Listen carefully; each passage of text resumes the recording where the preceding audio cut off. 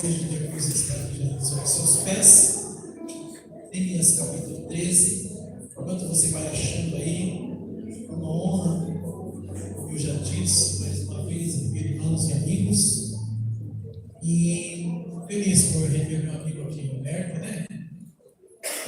Esse louvor, o ar que eu respiro, você experimentou bem, né? Glória a Deus. Jesus foi o ar que você respirou, né? Oh, glória, né? Eu disse ainda assim, Ale, falei, para de dar susto na gente, né? Para de dar susto na gente. Já faz mais de 20 dias que nós não nos vemos. Olha aqui, a gente é comigo mesmo, né? E o Senhor é bom por ter guardado o seu filho, né? O Senhor é bom. Já me deu muita honra, você também, né? Ei, bispo, já deu você também, né? Mas o Senhor é bom, né? Agora já está dando alegria para nós, né?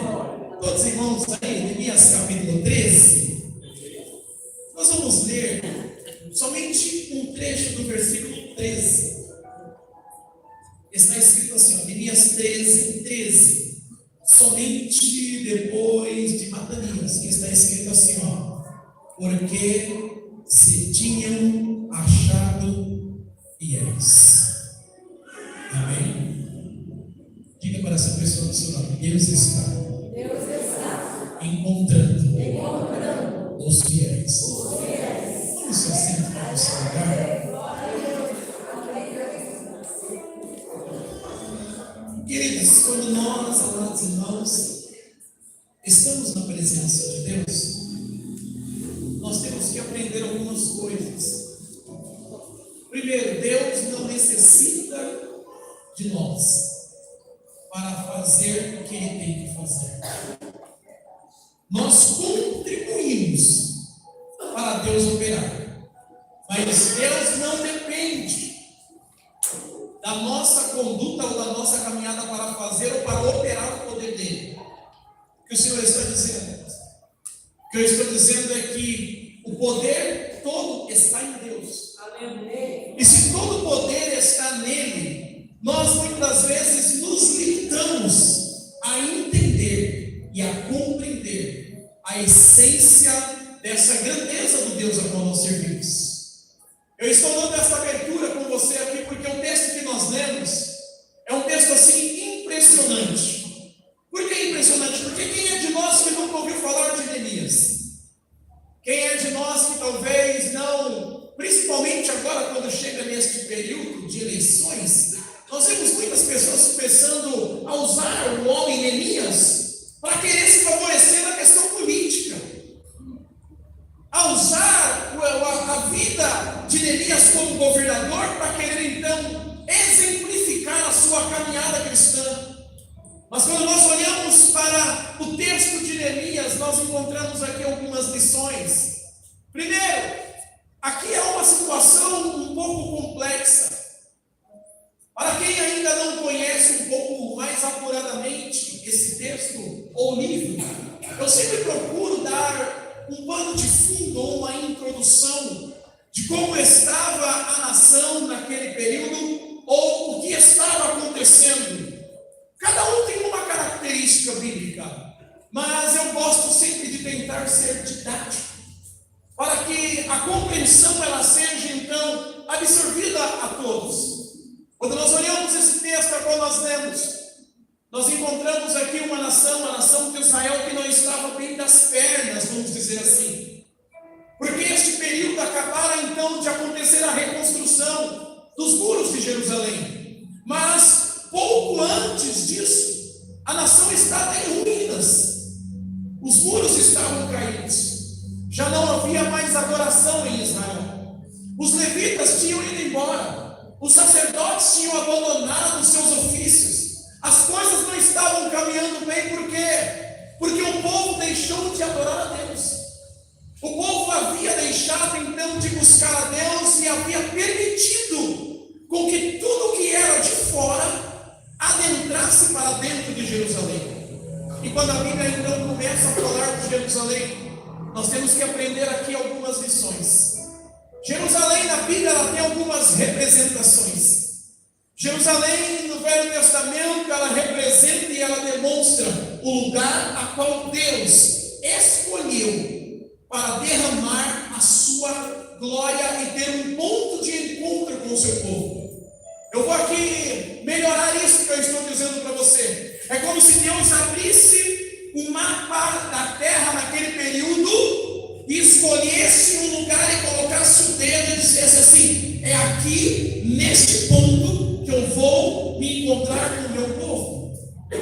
Você já viu quando aquelas pessoas que viajam bastante, elas geralmente têm um mapa ou no seu escritório ou na sua vida, e ela coloca aqueles pins, e ela coloca aqueles alfinetes, ela marca os pontos. Era como se Deus houvesse feito isso com Jerusalém, porque havia muitas nações para Deus escolher, havia muitos povos para Deus então dizer: ó, eu posso escolher Israel, mas posso me encontrar em outra terra. Mas não, Deus escolheu Jerusalém para ser um ponto de encontro do seu povo com Ele. E como que o Senhor pode provar isso? A Bíblia vai nos dizer que pelo menos uma vez por ano, todo aquele que servia a Deus, todo judeu, ele tinha que subir a Jerusalém, porque lá em Jerusalém ocorriam 7 festas, e uma das festas mais importantes era a festa de Pentecoste. Nós não vamos falar aqui, quem sabe outro dia a gente fala sobre as 7 festas de Jeová, mas a festa mais importante era a festa de Pentecoste. Era então a alegria do povo ter saído do Egito. Era a festa então que o povo celebrava por ter a libertação da mão de Faraó.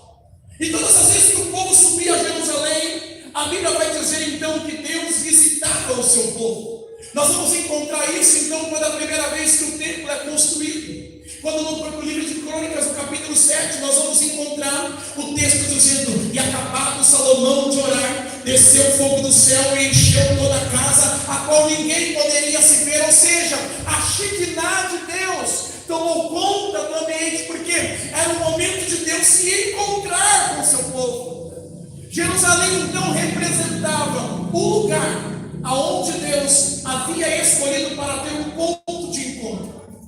Isso no Velho Testamento. Mas também Jerusalém representava um lugar onde muitas pessoas gostariam de morar.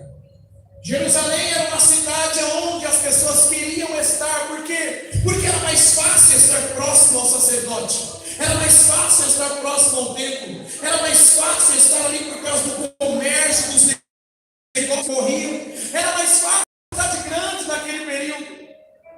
E quando Jerusalém então é escolhida para morar, algumas pessoas não tinham possibilidades de estar dentro da cidade, então elas moravam próximas. Não é à toa que em alguns momentos da Bíblia você vai encontrar alguns textos dizendo: este morava à beira, porque não tinha condições financeiras de estar morando no melhor lugar, mas ela então tentava residir o lugar mais próximo de acesso com que ela pudesse então ir a Jerusalém. Mas neste período em que nós estamos aqui, a qual nós lemos, era um período de grandes desafios, porque muitos que estavam morando dentro de Jerusalém haviam ido embora. Outros que tinham seus ofícios e o seu coração, e já não ofereciam mais os sacrifícios a Deus, já não adoravam mais a Deus com intensidade, com gratidão, ao ponto que os povos inimigos começaram a entrar na cidade e mudar a cultura de Israel. E aí então, essa mudança de cultura começou então a se tornar permissiva, a tal ponto que começou então a misturar alguns costumes que não eram princípios de Deus. Guarde bem isso: princípios não se quebram,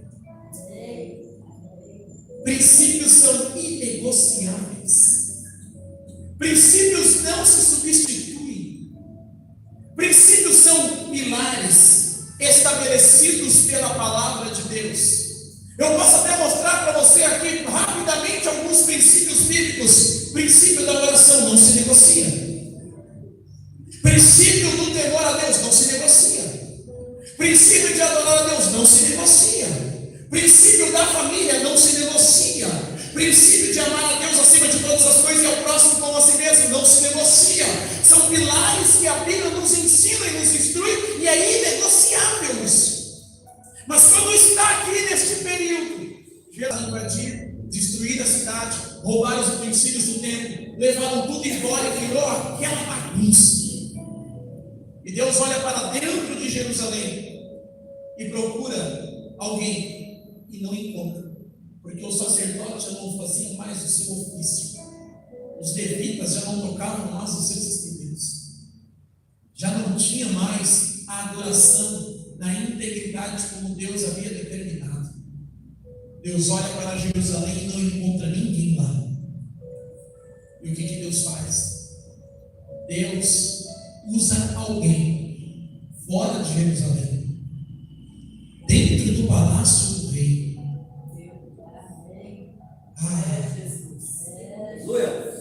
Está agora um homem chamado Neemias, servindo o rei, comida, bebida, e oferecia e experimentava, porque todas as vezes que o rei tinha que comer ou beber, ele tinha que comer primeiro para ver se não estava envenenado.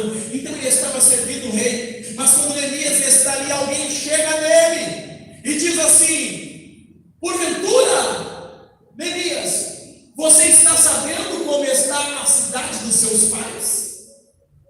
Neemias olha e diz: não estou sabendo, porque eu estou atarefado com as coisas do reino, eu estou aqui ocupado com o meu ofício laboral, eu estou aqui trabalhando na correria, porque servir ao reino não é fácil, eu não estou sabendo, mas conte para mim o que é que está acontecendo.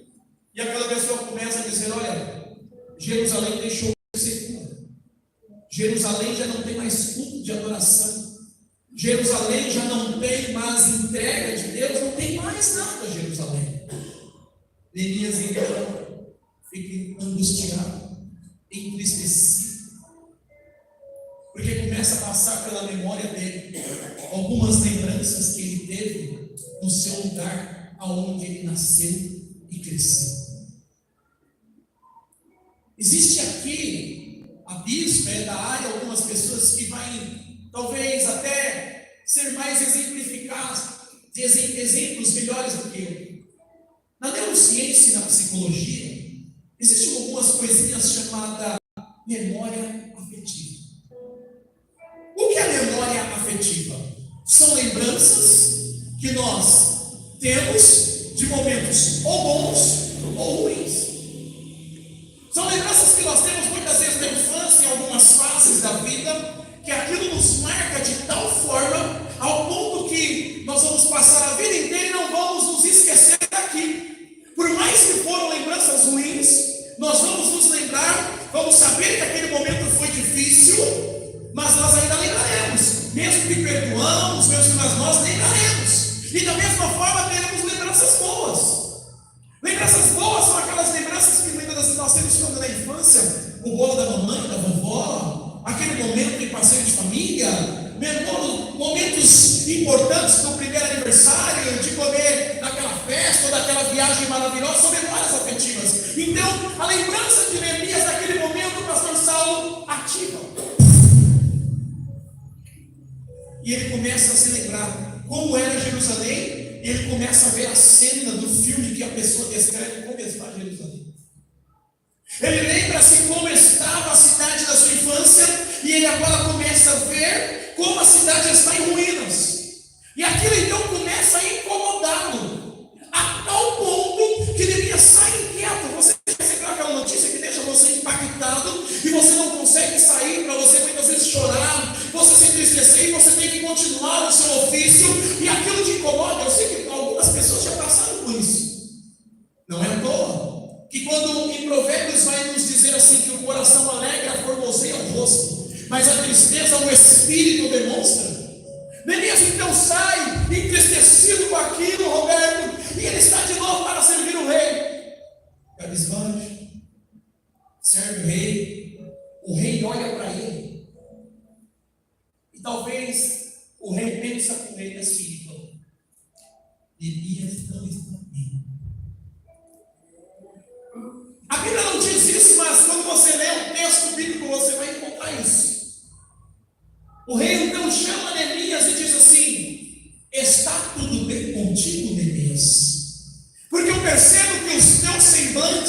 caído. Eu percebo que o seu rosto e o seu coração está entristecido. Por que o rei fala isso para ele? Eu aprendo aqui a primeira lição desta mensagem. Quem serve tem que servir com alegria. Glória a Deus. Glória a Deus. Quem serve tem que servir com satisfação.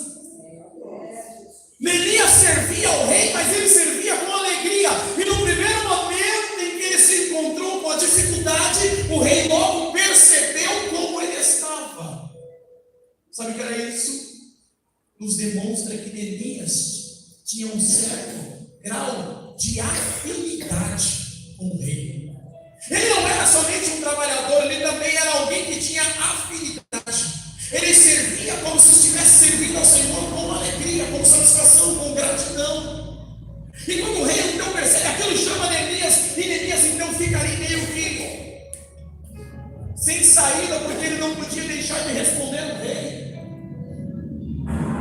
E ele diz ao rei: ó meu Senhor, como não poderia estar no meu coração angustiado e entristecido, sabendo que a cidade dos meus pais está em ruínas, sabendo que aonde a minha família, a minha parentela, os meus irmãos e amigos estão lá, e os inimigos estão invadindo a cidade, estão roubando tudo que está dentro, o negócio está tudo bagunçado lá, e eu quero fazer alguma coisa. O rei: diga-me o que tu queres, para que eu possa então contribuir com o seu desejo.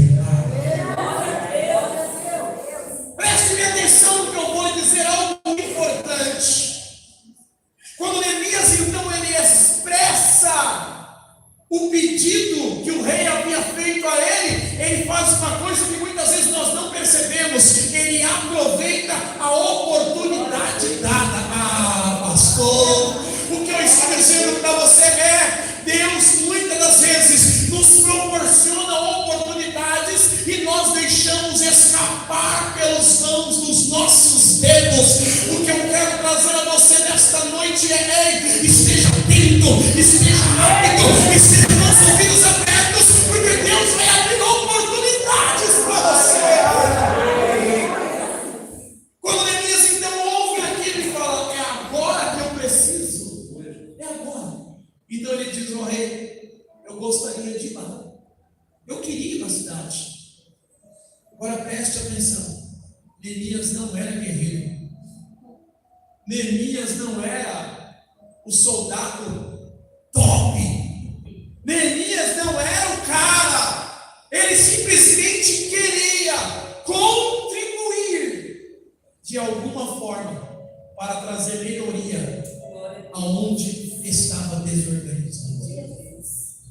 Está comigo? Glória a Deus.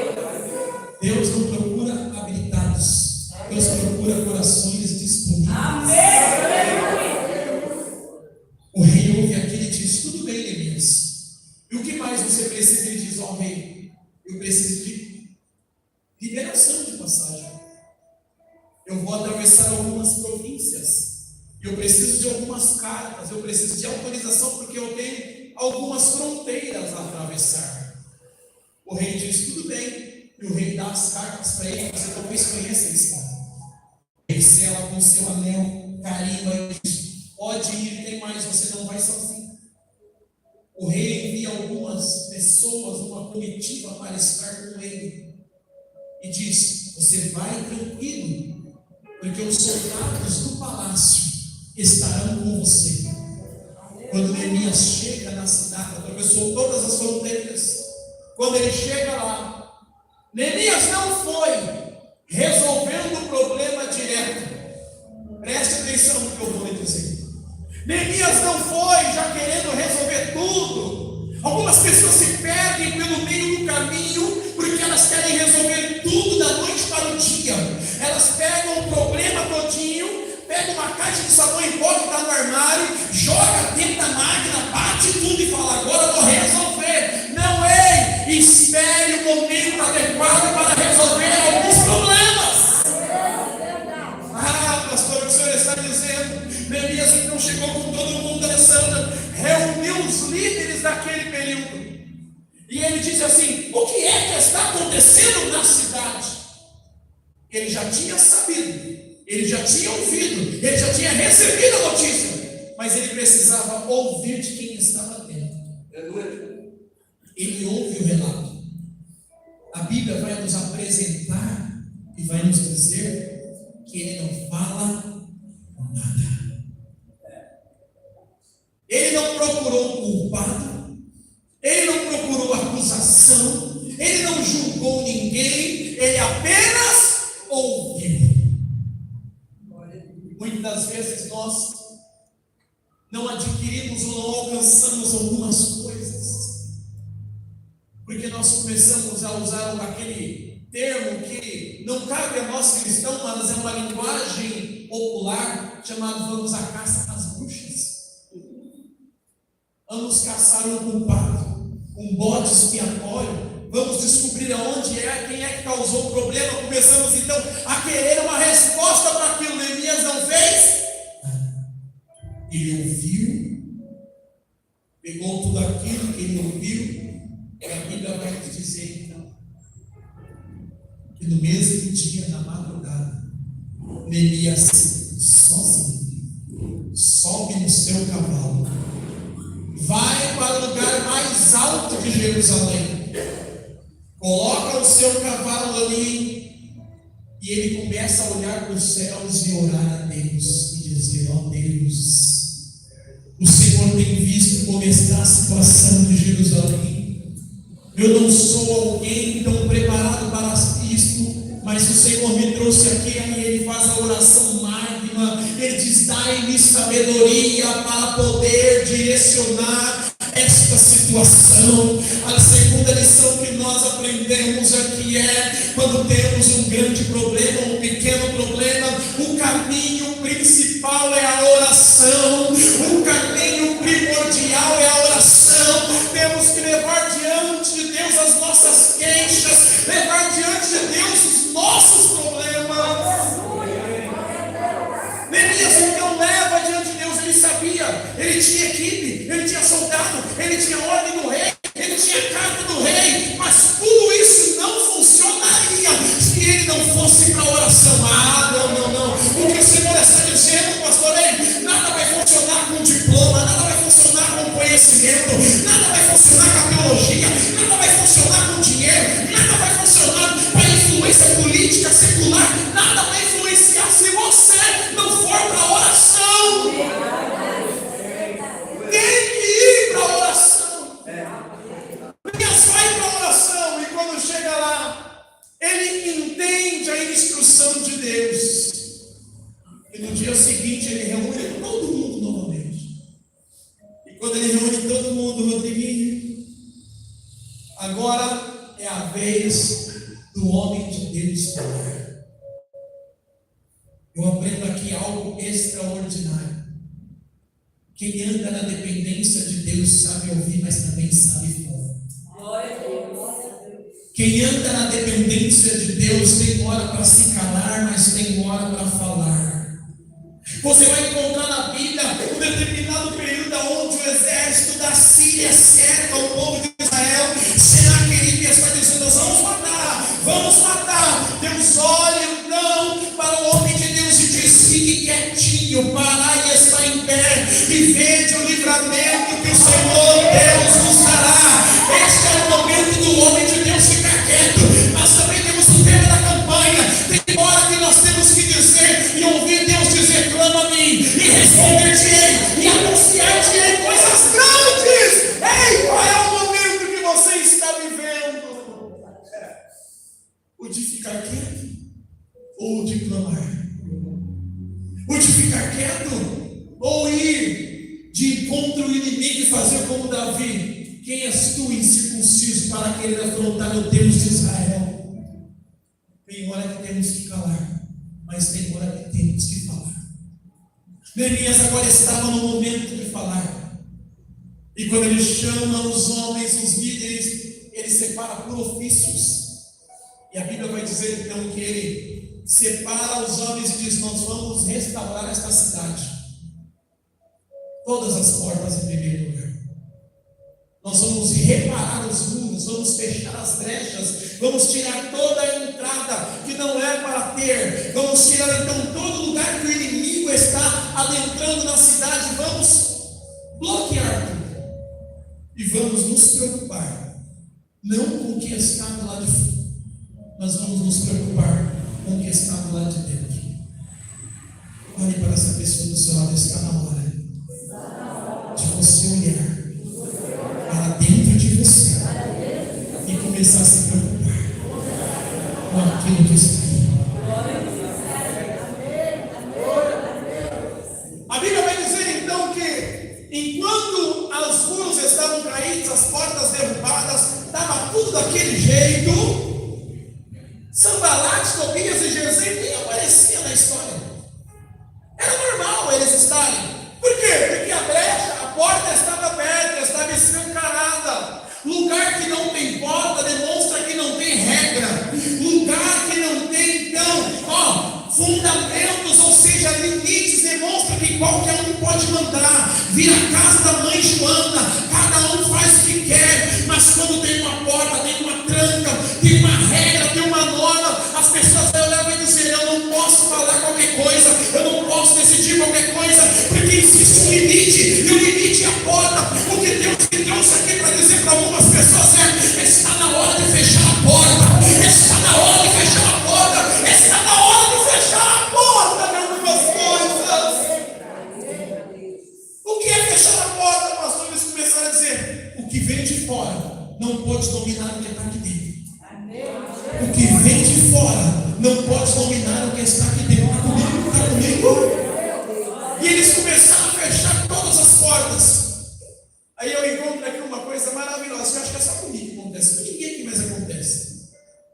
Todas as vezes que nós começamos a orar mais, buscar mais a Deus, parece que as coisas pioram. Tem alguém assim? Ah, não, acho que é só comigo, né? Você também é assim? Você também é assim? Você também é assim, não? É só começar a entrar nos propósitos malucos, Deus, parece que o negócio piora. Não é assim? Até o que não tinha sentido acontece. Até o que era para acontecer, passa a acontecer. Até o seu melhor amigo briga com você. Eita, Roberto, calma aí. Ei! É só você começar a entrar no propósito. Quando Neemias então coloca as pessoas para reformar, aparece alguém lá de fora gritando: ei! Não vai durar 2 dias isso aí. Os homens olham e dizem: ah, é Sanbalate que está gritando. Ah, é amigo de Tobias que está gritando. E eles estão lá levantando o muro e daqui a pouco chega outro e diz: ei! Se uma raposa ou um cachorrinho bater as patas nesse muro, vai cair tudo. Nós vamos continuar roubando. Preste atenção no que eu vou dizer. A Bíblia diz assim: resistir ao diabo e ele fugirá de vós. Não fala para você fugir do problema, fala para você resistir ao problema. Não fala para você abandonar, fala para você perseverar. Mas sabe o que está acontecendo nos dias atuais? Qualquer ventinho a pessoa vai ignorar. Qualquer probleminha está largando tudo. Qualquer decepção está jogando tudo para o alto. Ei, Deus me trouxe aqui para dizer: é tempo de reparar as portas, é tempo de fechar as brechas, é tempo de resistência. Eu não vim aqui para falar de política, nem sou contra política, não, porque eu discuto política e gosto da política, mas tem uma coisa: estamos vivendo um período na nossa nação, e principalmente agora nas nossas cidades, do Brasil, que eu estou dizendo, e nós temos que tomar cuidado dobrado. Por quê? Porque tem muito lobo vestido de ovelha que vai querer bater na sua porta e vai querer te propor alguma coisa. É tempo de você então fechar as brechas. Não negocie a tua santidade, não negocie a tua integridade, não negocie teu caráter, não negocie a tua família, não negocie o que Deus te deu. Não negocie. Sanbalate e Tobias começam a gritar: vai cair, vai desabar.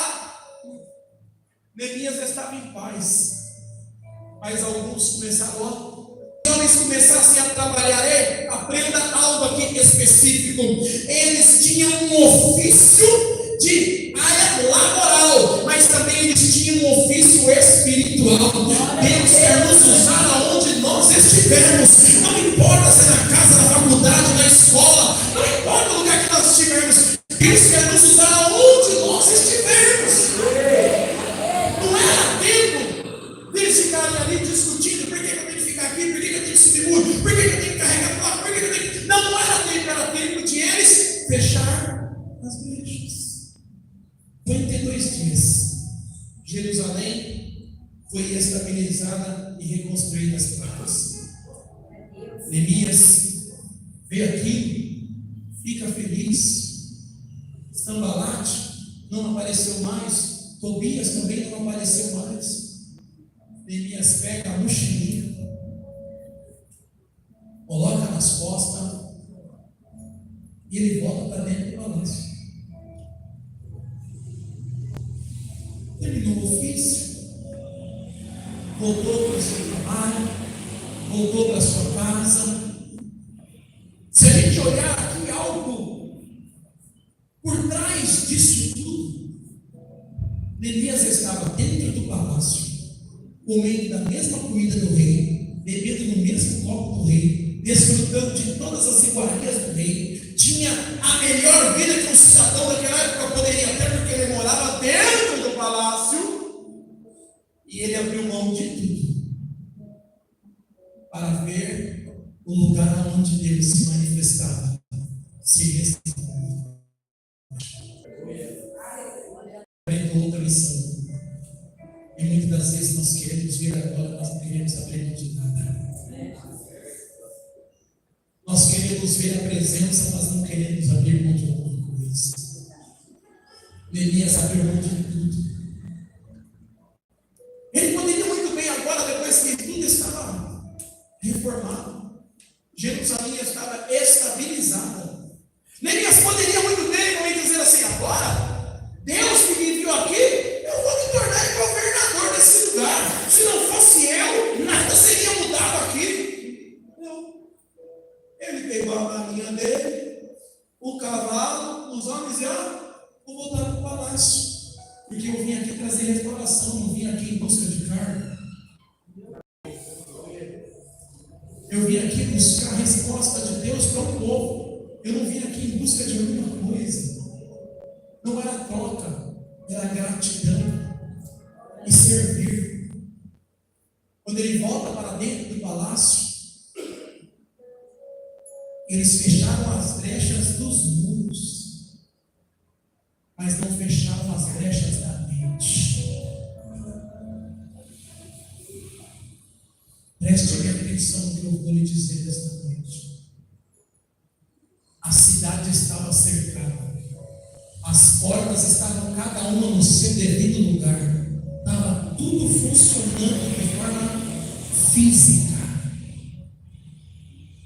Mas o texto vai dizer que existia um sacerdote chamado Eliasibe.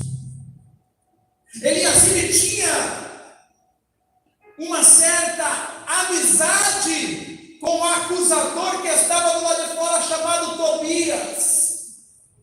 E a Bíblia vai dizer que Tobias então entra com palavras persuasivas, de forma amigável, e convence Eliasibe a entrar na cidade. E agora Tobias então entra na cidade e começa a querer mandar. Está comigo? Está comigo? E Tobias então entra na cidade e começa: que legal isso aqui, esse aqui é o lugar do louvor, esse aqui é o lugar onde se aparece, mas esse negócio aqui não fica muito bom, vamos tirar isso aqui de lado. E a Bíblia então diz que Tobias começa a tirar os móveis sagrados do templo e coloca para fora. E ele traz os móveis dele. A situação foi tão complexa. Não era só trocar os móveis. Tobias Tobias mandou fazer um cômodo. Falou: vou fazer uma casinha aqui, fazer um cômodo para mim. E agora ele se aloja dentro do lugar sagrado. Preste atenção, irmãos. Em muitos momentos da nossa vida, o Tobias do mundo, ou as propostas do mundo, tenta tirar o sagrado de dentro de nós. E começa a arrancar o sagrado chamado perdão. E começa a colocar ódio.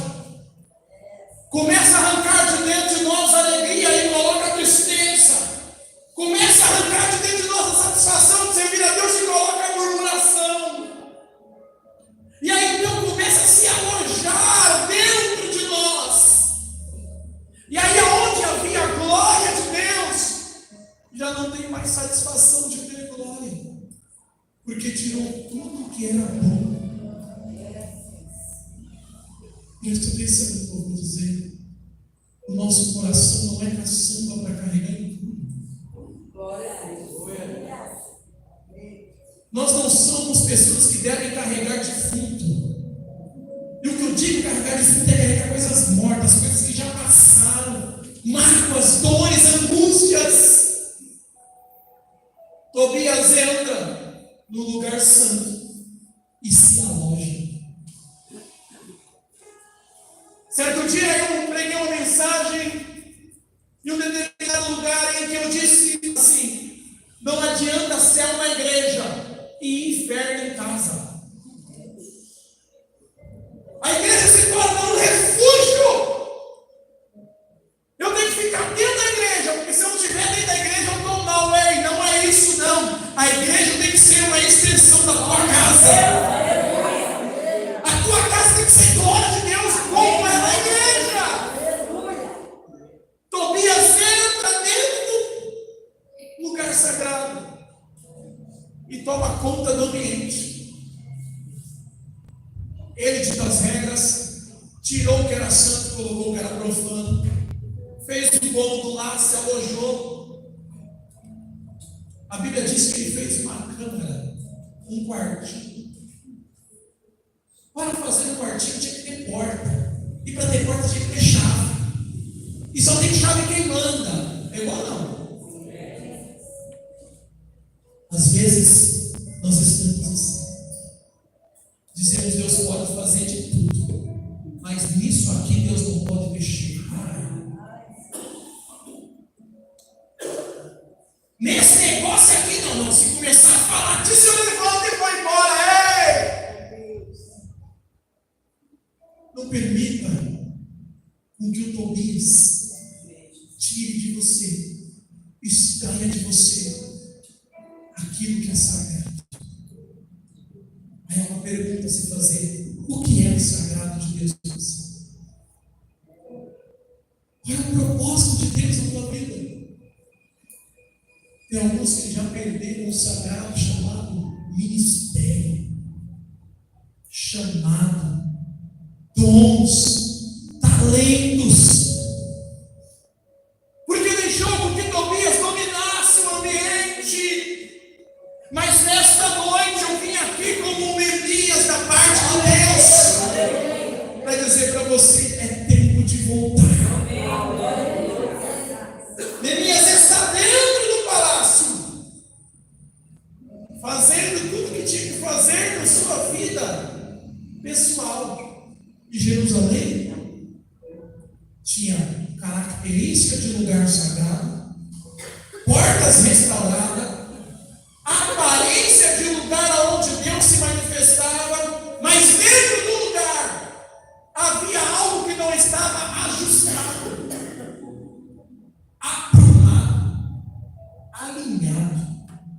Precisava ter uma restauração por completo. A gente para ver como estava. Era mais ou menos assim, eu vou parafrasear para você. É como se o rei tivesse dito assim: Elias, rapaz, você está trabalhando demais aqui. Você precisa tirar umas férias. Você Sabe o que é, Elias? Você não quer ir lá ver como é que está Jerusalém? Dessa vez você não vai com a comitiva, não, ó. Estou depositando na tua conta um dinheiro de férias, você vai ficar uns dias lá, vai rever a tua família. Vai, fica bem lá, Elias, tira uns dias, vai descansar, meu filho, você é muito trabalhador. Elias ouve aquilo, pega a família, mochilinha nas costas e diz: vou viajar, vou curtir umas férias.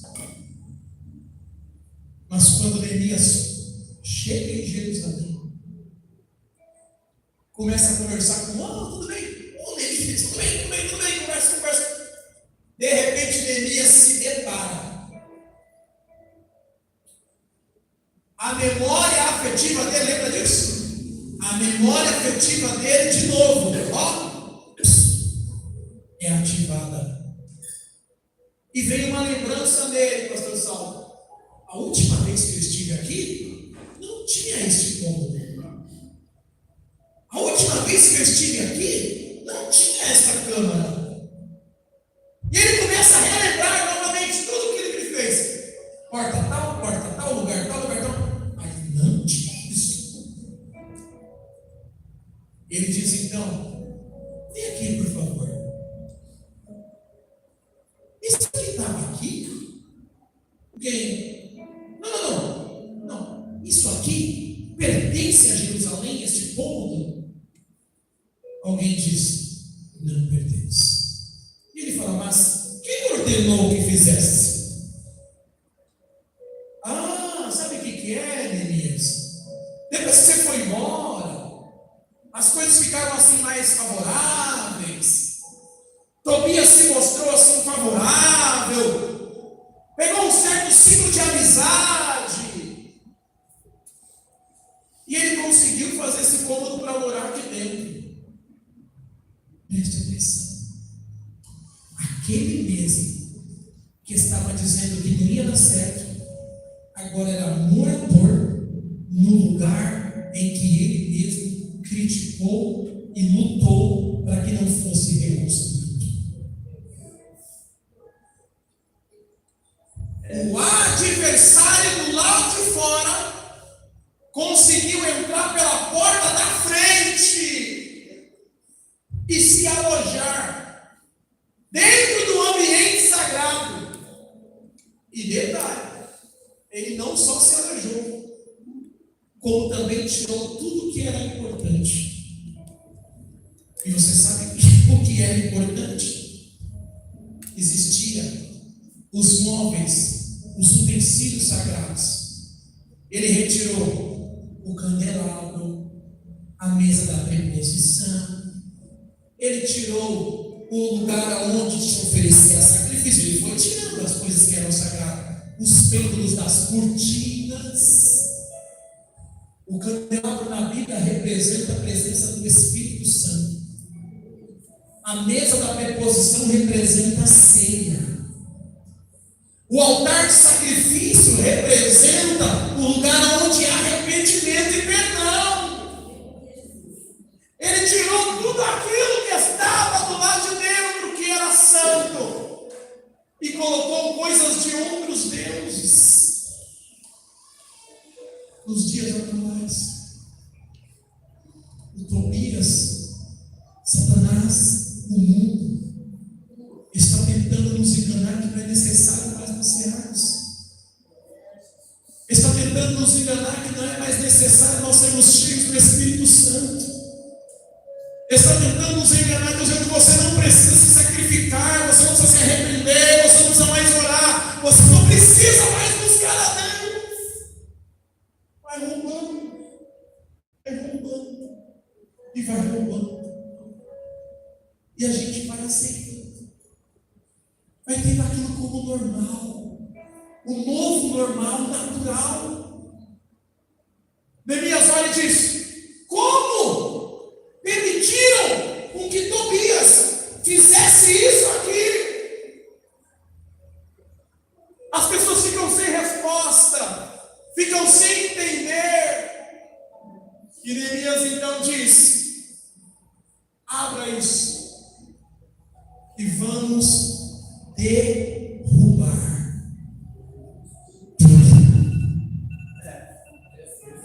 Vamos quebrar tudo. Vamos retirar tudo. Vamos colocar para fora tudo. Não vamos deixar nada. Preste atenção no que eu vou dizer. Eu sei que é muito forte e pesado o que eu estou trazendo nesta noite. Mas quando Neemias toma esta posição, ele está dizendo: ei, Deus não aceita dividir o homem dele, a pessoa dele, a glória dele com ninguém. O seu coração tem que ser de Deus. A sua vida tem que ser de Deus. A sua conduta tem que ser de Deus. Ele chama então as pessoas e ele diz: vamos colocar tudo para fora. Neemias não brigou, não bateu, não colocou no WhatsApp, nem no Insta, nem no Face, nem nada. Neemias não mandou mensagem para ninguém e falou: precisamos fazer hoje. Ele não diz: vocês têm que fazer. Ele falou: precisamos. Glória a Deus. Necessitamos. Isso que eu estou lhe dizendo está no capítulo 13 ainda. Ele diz: vamos tirar. Terceira lição que nós aprendemos é: Deus não arromba a porta, Ele bate. Eis que estou à porta e bato. Se alguém ouvir a minha voz, eu entrarei e cearei com ele e ele comigo. Deus está nos convidando a tirar aquilo que não é bom de dentro de nós. Aí, pastor, tem alguma coisa que não é boa? Tem.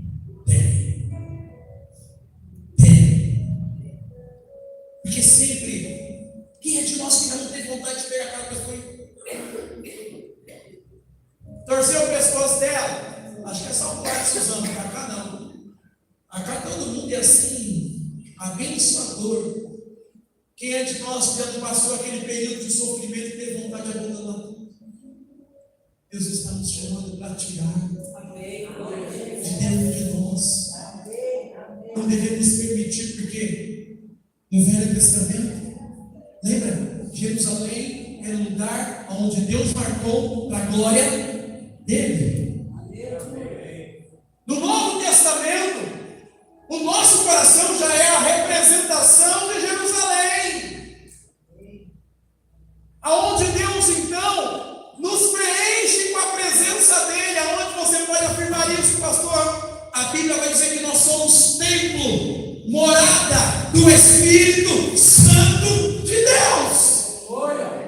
Nós não podemos ter a nossa vida separada com cômodos. Eu amo mais fulano, amo menos ciclano, eu gosto disso, não gosto daquilo. Nós não podemos ter divisões dentro de nós. Ontem eu estava sentado à mesa com algumas pessoas, e uma pessoa começou a falar: mas você viu o que aconteceu com fulano de tal? Você foi na América, não sei o que. Aí começou a falar, eu falei: não, eu nem assisto isso. Não, mas é sobre a igreja que eu sei que eu falei, não me traz certificação nenhuma. Glória a Deus. Para que eu quero saber se fulano errou, se fulano fracassou? Eu tenho que orar por ele. Eu não tenho que ficar entrando em conversa paralela de fofoquinha, de disse-me-disse. O nosso coração não pode ter cômodos. O nosso coração não pode ter divisórias. É que eu gosto. Não tinha espaço. Não conseguiu ter espaço. Morreu o assunto. Neemias chama então Eliasibe, chama Tobias e fala: pegue todas as coisas e coloque para fora. Abriram, começaram a tirar tudo que não prestava e colocou para fora. O cômodo ficou vazio. Chegamos no verso 13. Eu vou ler de novo para você o verso 13. dessa vez nós vamos ler de forma completa. E por tesoureiros pus ou coloquei sobre os celeiros as selemias do sacerdote, restauração de ministério, e a Zadoc, o escrivão, restauração de ministério, e a Pedaias dentre os levitas, e com eles Anã, filho de Zacur, filho de Matanias, porque estes se achado fiéis, e se lhes encarregou a eles a distribuição também para os seus irmãos. Restauração de ministério, restauração de chamados, e no final, restauração familiar. Glória a Deus. Porque naquele período era legado, a família do sacerdote tinha que ser sacerdote, a família de levita tinha que ser levita. E quando ocorre então a restauração, a recomposição das funções, automaticamente a família também foi restaurada. Está comigo?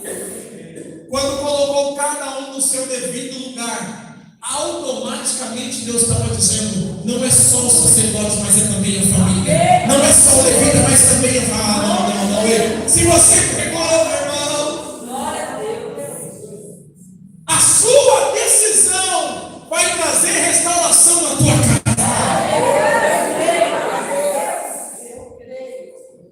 O seu posicionamento vai trazer restauração no teu lar.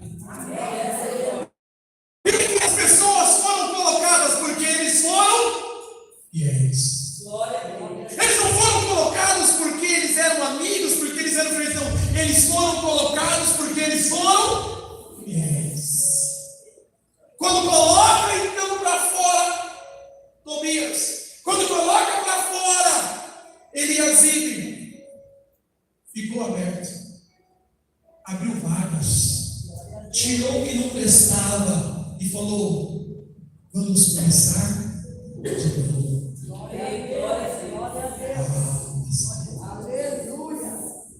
Há uma pergunta a se fazer nesta noite: será mesmo que nós estamos dispostos à recomeçar? Será mesmo que nós estamos dispostos a entender que Deus tem um projeto e dar um passinho para trás e começar de novo? Vamos recomeçar, vamos reiniciar. Eu sei que tem algumas pessoas aqui que mexem na área tecnológica, tem uns meninos aí bons, né, de Harvard, de software, né, esses nomes difíceis aí, né? Ei! Mas quando o computador está com a memória cheia, o que se faz? O que é, pastor? Reseta. Quando o HD não cabe mais, faz o quê? Dá uma ali? Nada. Tira os vídeos. Legal? Vai tirando os spams aí, os spyware e tal, e vai tirando um monte de coisa, né? Vai tirando aquelas coisas nocivas que vêm e vai ocupando a memória, porque se não houver uma limpeza, também não há mudança. A palavra da dracma perdida, a Bíblia só vai exemplificar por quê? Porque enquanto a mulher não limpou toda a casa, a dracma não foi encontrada. Ei, o filho pródigo, enquanto não houve arrependimento, também não houve transformação. No cego de Jericó, enquanto não se arrependeu, dizendo: tem misericórdia de mim, também não houve cura. O homem do tanque de Betesda, enquanto ele não se posicionou, não houve transformação. Ei, o que eu quero dizer para você nesta noite, meu irmão, está na hora de nós colocarmos para fora o que não presta. Ah, meu Deus, céu, é que nada andai. Enquanto nós ficarmos guardando os móveis dentro de nós, e o que representa então Tobias e Eliasibe? Tobias representa o velho homem. Eliasibe representa o homem corrompido. Tobias representa o mundo. E Eliasibe representa aquele que se perdeu no meio do caminho porque ele era um sacerdote. Tobias representa o que não é bom. Eliasibe representa aquele que se perdeu por ocasiões. Quem somos? Em que posição nós estamos? Não é vergonha isso. Não é vergonha começar de novo. Não é feio entender que eu preciso de Deus. Não é feio entender que eu preciso de um novo começo, de uma nova etapa. Eu preciso dar um reset na minha vida espiritual. Eu preciso me posicionar novamente. É melhor resetar hoje e ir para o seu amanhã do que tentar continuar carregando os móveis e correr o risco de perder o principal de Deus, que é a glória, que é a presença, que é a virtude, que é a paciência, que é a unção. Senhor, nessa noite, por favor.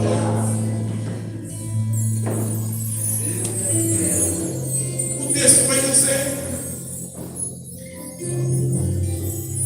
que quando então colocou-se tudo para fora e restabeleceu os ofícios de cada um, o povo começou a trazer novamente azeite. O povo começou a trazer novamente dízimos e ofertas. O povo começou a trazer novamente os utensílios. Meu irmão, eu começo a ver algo extravagante e extraordinário quando nós lemos a Bíblia. Eu começo a imaginar a alegria do povo, vendo aquele cômodo que estava cheio de coisas que não eram para estar lá, estar vazio, e agora começa a trazer novamente, com toda alegria, eles trazem um candelabro e colocam no seu lugar. Eles colocam a mesa da preposição no seu lugar. Eles começam a colocar os utensílios, cada um no seu lugar. Ei, o que eu estou dizendo para você é: sempre vai haver alegria quando estamos na direção de Deus.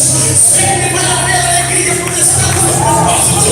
Sempre vai haver alegria quando estamos na direção do alto.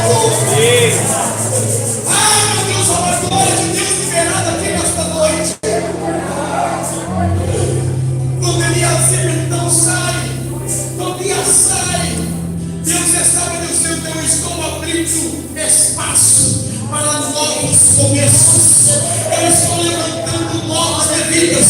Eu estou levantando novos sacerdotes. Eu quero liberar uma palavra profética para você nesta noite aqui, hein? É tempo de Deus levantar novos ministérios. É tempo de Deus levantar novos adoradores. É tempo de Deus levantar novos profetas. É tempo de Deus levantar novos talentos.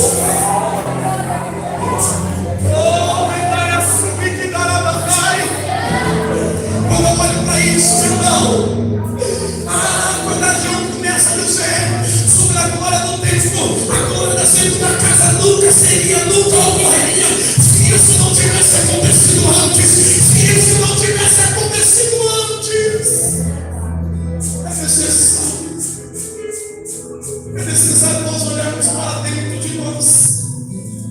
Pare de olhar para o seu irmão e olhe para dentro de você. Pare de olhar para a falha do irmão e olhe para dentro de você. Pare de olhar para a falha do vizinho e olhe para dentro de você. Pare de olhar para dentro do seu cônjuge e olhe para você. Pare de olhar para o fracasso de outros e olhe para você. E comece a fazer uma análise. Não é à toa que 1 Coríntios, o texto da ceia vai dizer: examine-se, pois, o homem a si mesmo. Examine-se a si mesmo. Enquanto nós estivermos olhando para a falha de fulano e ciclano, nós nunca viveremos o melhor de Deus para as nossas vidas. O homem falha, eu falho, você falha. Mas quando nós olhamos para a cruz, quando nós olhamos para Cristo, o autor e consumador da nossa fé, Ele não falha, Ele não erra, Ele não fracassa, Ele não decepciona, Ele não nos frustra, Ele não nos abandona, Ele não nos condena, Ele nos ama, Ele nos ama, Ele nos ama, Ele nos ama. Ah, pastor, o que o Senhor está dizendo? O que eu estou dizendo para você é que Deus está me permitindo a falar para você nessa noite. Ele não está aqui para te acusar, Ele vem para te perdoar. Ele não está aqui para te colocar para fora, Ele quer te trazer do altar. Ele está te trazendo do altar. Ele te ama, Ele te deseja, Ele tem um propósito, Ele tem uma promessa, Ele tem um legado na tua história e na tua família. Mas para isso acontecer, coloque para fora. Coloque para fora tudo aquilo que não presta. Se é para perdoar, perdoa. Se é para esquecer, esqueça. Se é para amar, ame. Se é para renunciar, renuncie. Se é para deixar de lado, deixa. Mas não perca o tempo da glória de Deus, da nuvem de Deus. Entra no propósito. Entra no propósito. Coloca para fora todos os momentos. Restituíram tudo que era sagrado para o lado de dentro. Agora precisava fazer uma coisa. Já tinha sacerdote, pastor Saulo.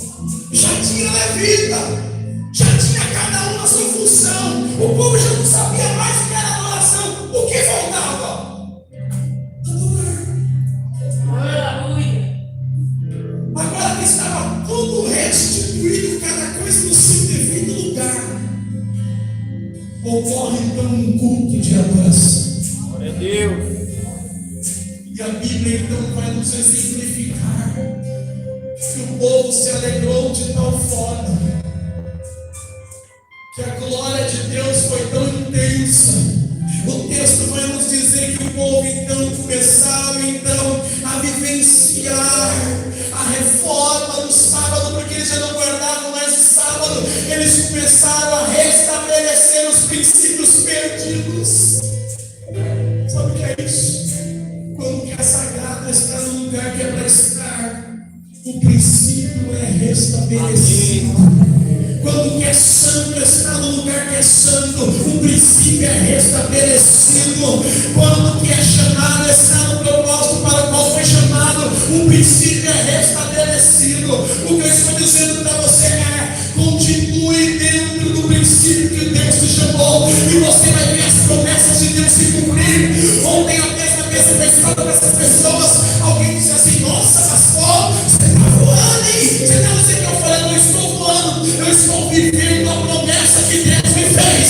Eu estou vivendo a promessa que Deus me fez. Eu estou vivendo a promessa que Deus me fez. Está na hora de você começar a viver as promessas. Está na hora de você começar a viver os propósitos. Para de ficar somente atrás da promessa e comece a vivenciar o chamado. Viva o propósito, viva o chamado, viva